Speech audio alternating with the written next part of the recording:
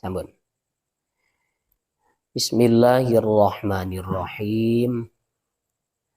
Wa ammal batnu wa anapun utawi weteng fahfadh mongko iku njaga sapa sira.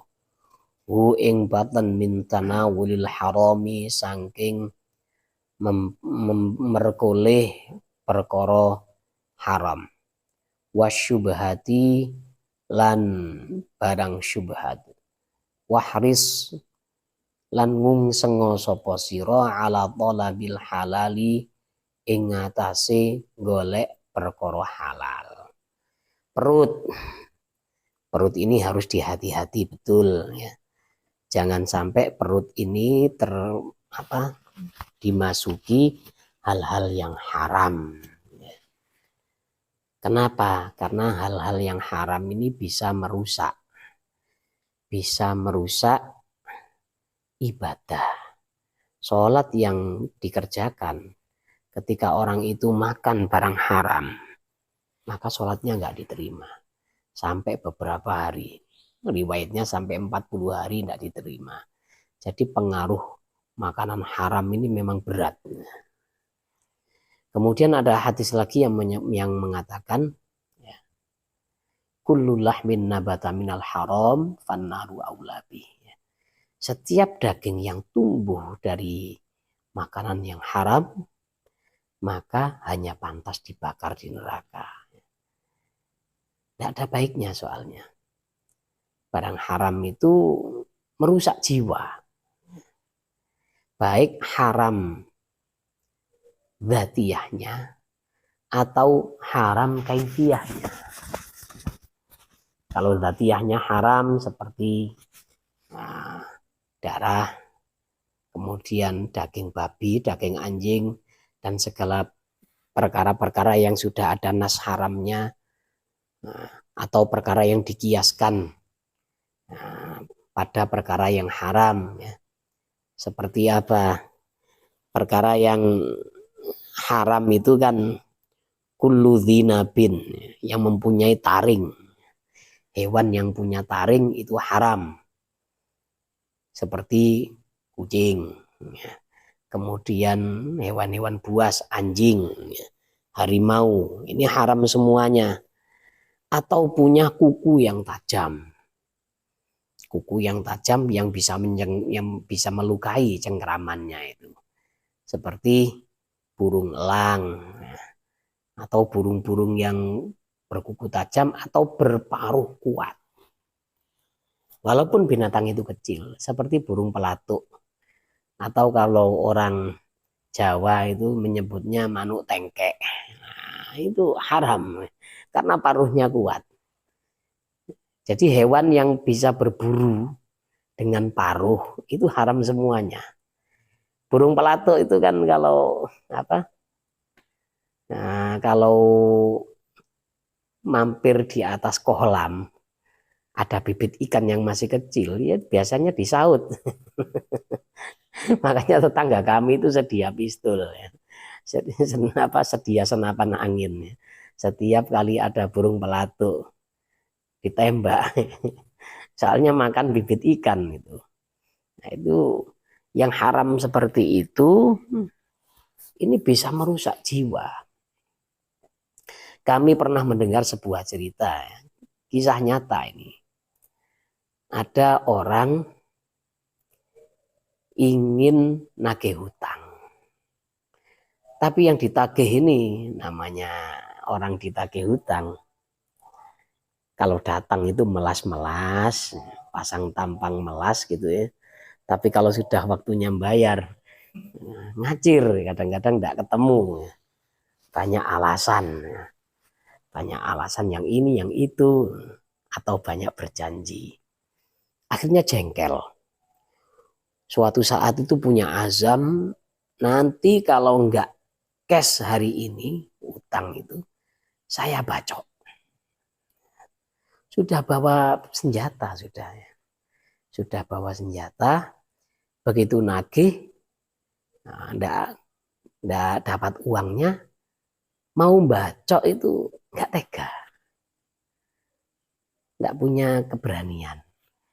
ada rasa kasihan mau. Oh. Habis itu tanya sama orang-orang yang tahu, orang-orang yang pernah berbuat kriminal, tanya bagaimana caranya bisa menjadi si Raja Tega.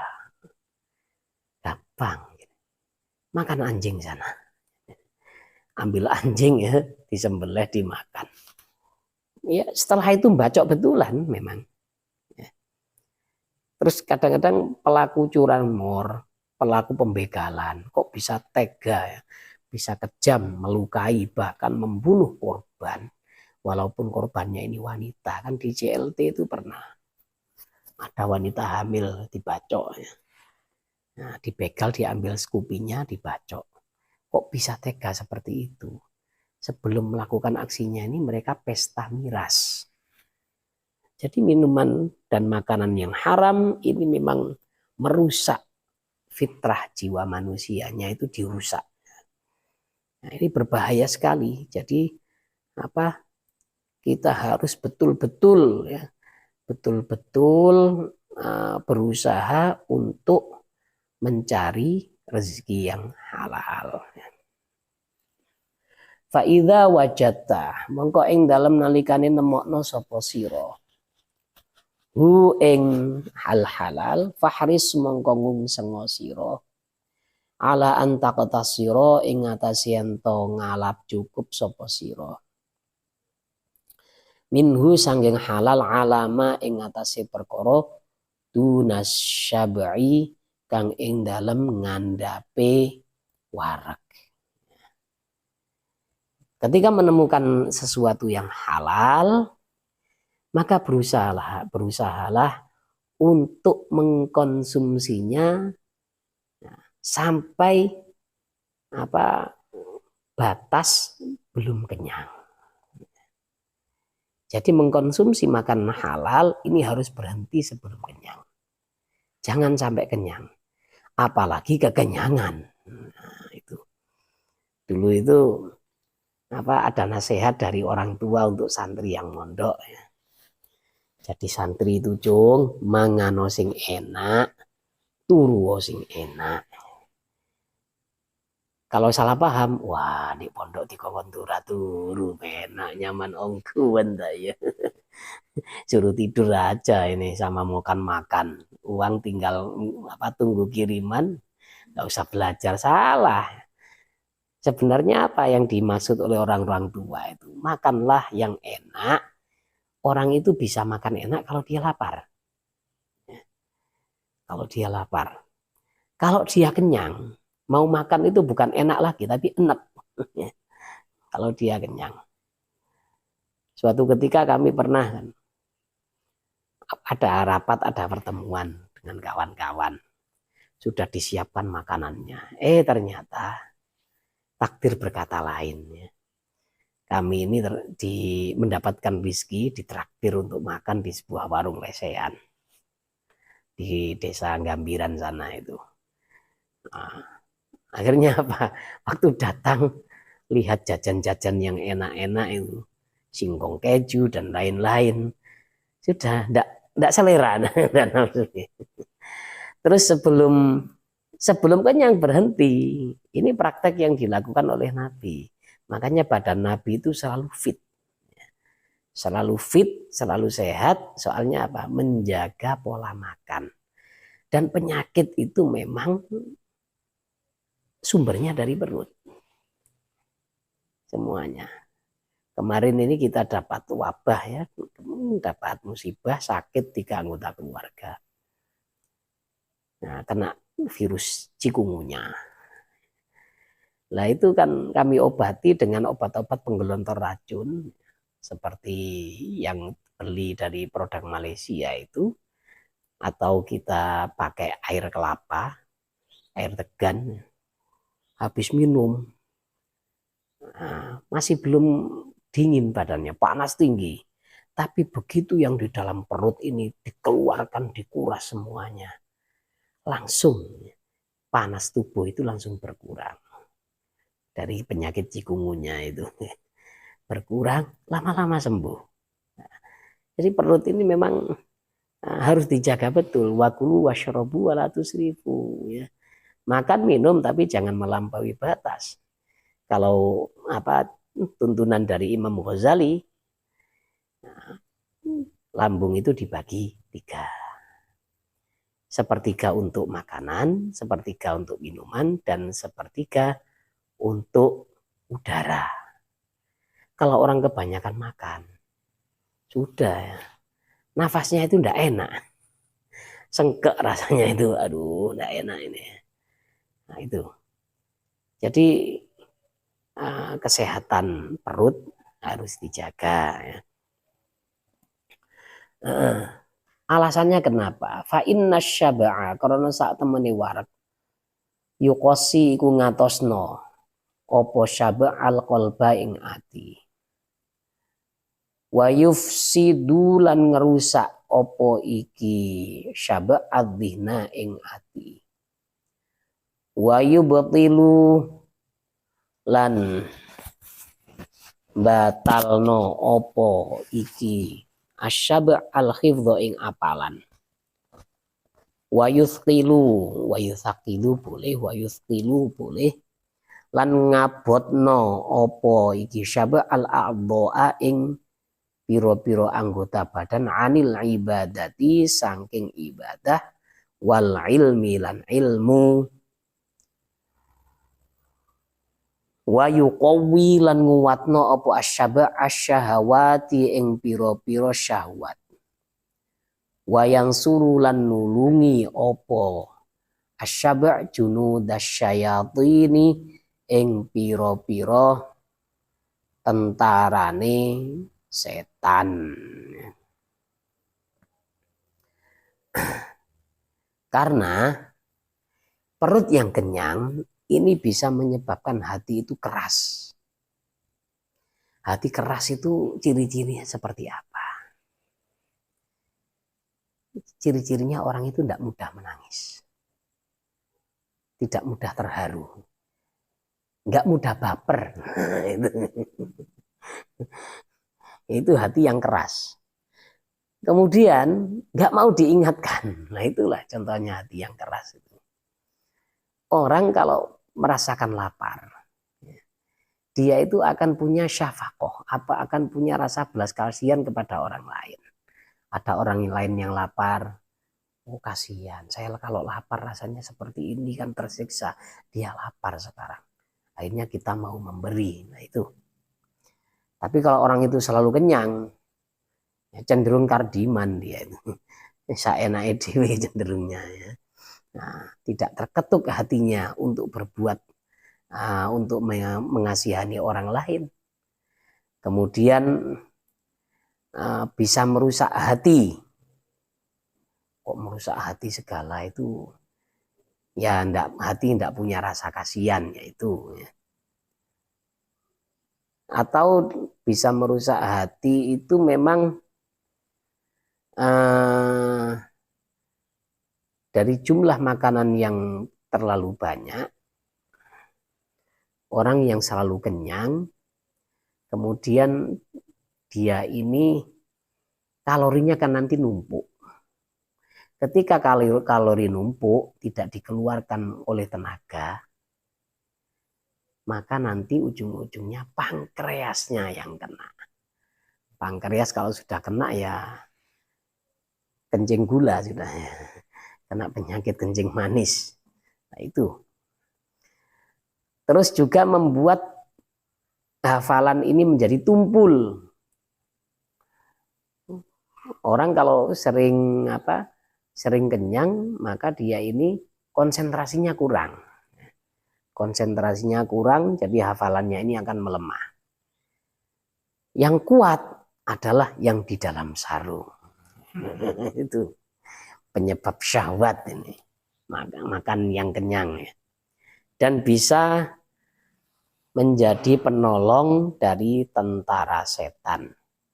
Tentara setan itu di sini diterangkan ada 10. Yang satu berbuat zalim, nomor 2 khianat, 3 kufur, terus tidak menjaga amanah, adu domba, kemunafikan dan penipuan, kemudian ragu dalam urusan ketuhanan Allah, ya. Kemudian orang itu mudah melawan perintah Allah. Dan dia ini juga lalai dengan sunnah Nabi.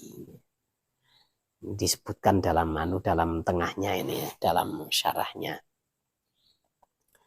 Wasyab'u utawi warak minal halali sangking perkara halal mabda'u kulli syarrin iku kawitane saben-saben perkara Allah. Dari halal saja, kalau orang itu kenyang, maka dia ini nantinya akan mudah melakukan keburukan.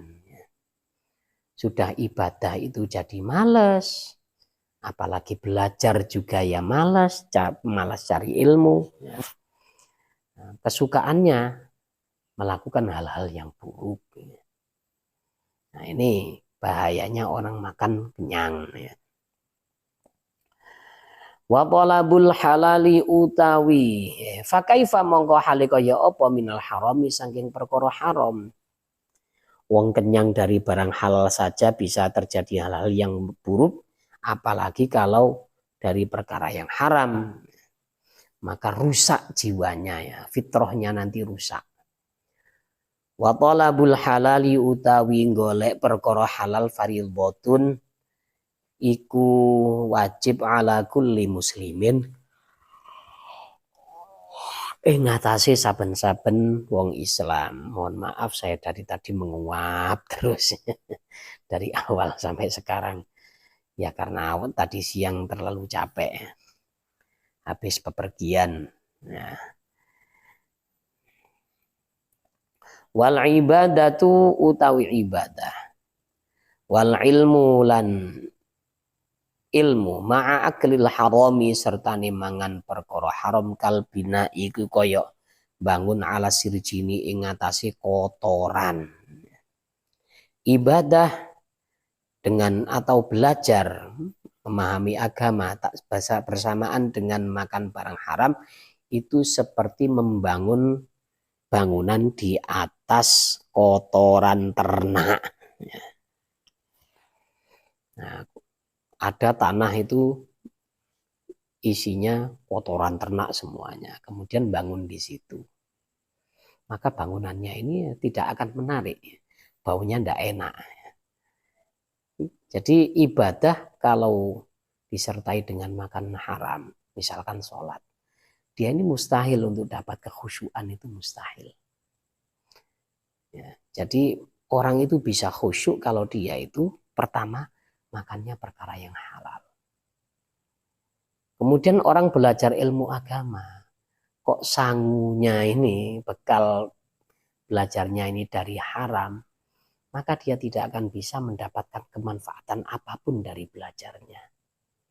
Dulu itu ada ya, ibu kami cerita di daerah asal ibu itu ada orang pekerjaannya itu bandar judi, bandar sabung ayam dan lain-lain, pokoknya totoan itu ya. Kalau sekarang togel.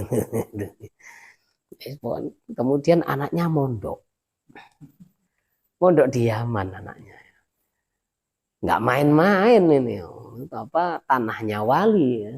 Tarim itu tempatnya wali-wali Allah. Tempatnya orang-orang yang berilmu. Tempat yang penuh berkah di situ. Pulangnya bukan jadi alim ulama, tapi meneruskan profesi bapaknya. Jadi bandar juga. Masya Allah ya. Nah ini bahayanya perkara yang haram. Ya memang sudah dinas oleh Rasulullah ya. Kullu lahmin nabata minal haram fannaru aulabi. Setiap daging yang tumbuh dari makanan haram hanya pantas masuk neraka. Dia tidak akan bisa berbuat baik itu. Tidak akan bisa berbuat baik. Ibarat perkara haram itu kan kotoran.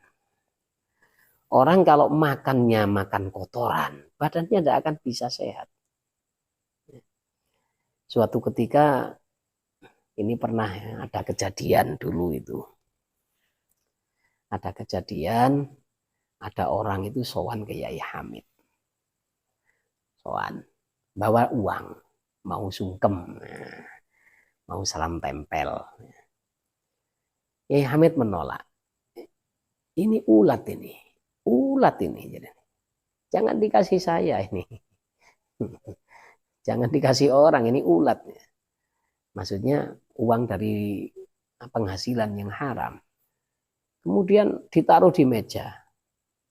Masa Yai? Ya berubah jadi ulat itu, jadi belatung. Memang karomahnya seorang wali. Jadi kalau orang makan makanan barang yang tidak baik seperti itu, orang makan kotoran, fisiknya secara zahir tidak akan bisa sehat. Orang makan perkara yang kotor secara batiniahnya. Nah, kotor batiniah berarti barang haram. Walaupun itu halal secara zatiahnya halal. Tapi secara batin dia ini haram. Maka jiwanya tidak akan pernah sehat. Walaupun jasmaninya sehat, tapi apa? Nah, jiwanya ini pasti sakit. Nah, pasti dia ini tidak akan dapatnya taat kepada Allah. Hidupnya mau maksiat terus. Nah, inilah ya. Fa'idha qana'ata fis sanati. Ini kasihan karena ada sebagian teman kita ini yang uzur, jadi nanti kalau ketinggalan banyak kasihan ya. Kita cukupkan pertemuan kita sampai di sini. Subhanakallahumma bihamdika asyhadu an la ilaha illa anta astaghfiruka wa atubu ilaik. Assalamualaikum warahmatullahi wabarakatuh.